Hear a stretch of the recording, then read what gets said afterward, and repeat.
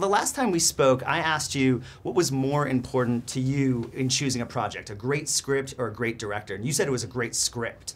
Was that the case with this film? Did you know right away when you read it, like, this is something I got to be a part of? Yes, I did know that. I felt that very much. I was sort of wary, I suppose, of reading the script. I mean, not I wanted to read the script, but I was wary of the idea of making a film about a real life disaster where real, many hundreds of people, thousands of people lost their lives.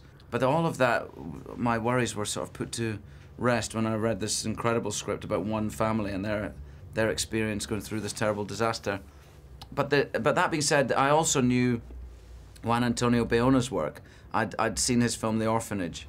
I spent some time with my agent one day just going through a list of who are the interesting directors, who's up and coming in South America and Europe and America, and his name was on that list, and I watched the movies of those people, and The Orphanage was quite an extraordinary film for somebody's first time, crack at a feature. So I knew that he was going to be someone that was interesting to work with. As well, yeah, absolutely. Well, and then did you talk to any survivors? Did you talk to the real family that the film is sort of modeled after? Or what kind of research did you do into the actual disaster itself? I met an incredible woman in London who told me her story, who's a friend of mine, who lost her husband there, and she was there with her 3 daughters and her husband, and was separated from her husband and eldest daughter, and managed to get her 2 younger ones to safety by going up to the 3rd floor of the hotel. And she told me very honestly her experience, which was very useful for me, because it was a similar.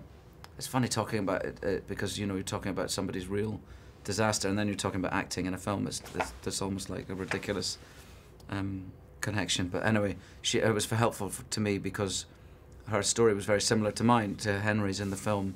He's separated from his wife and his eldest son. He gets his 2 younger sons to safety, and then he looks for them, which is what she did.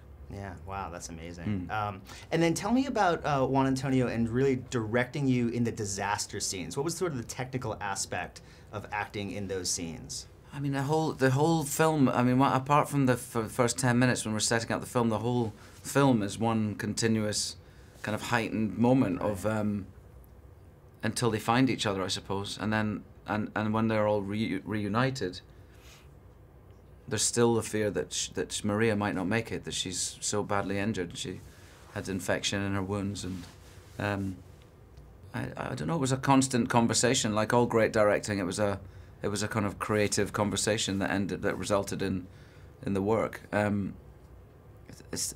don't remember. I can't give you a sort of a. No, that's perfect. Yeah, that's what I felt like. Yeah, and last thing I just want to ask you real quick, do you have an opinion on this Star Wars movies, on Disney making a new 3? What do you think about that, as someone who obviously had a big role in the franchise? Yeah, well, I think it's nice that they're going to complete there was always meant to be 9 stories, and now there will be, which is great. I think George always told me that, he didn't want to make the last 3 because he felt then that would be his life's work, and he had other things he wanted to do. So the fact that he's now passed the mantle, if you like, someone else can make them, I think it's a good thing. Yeah, it's exciting.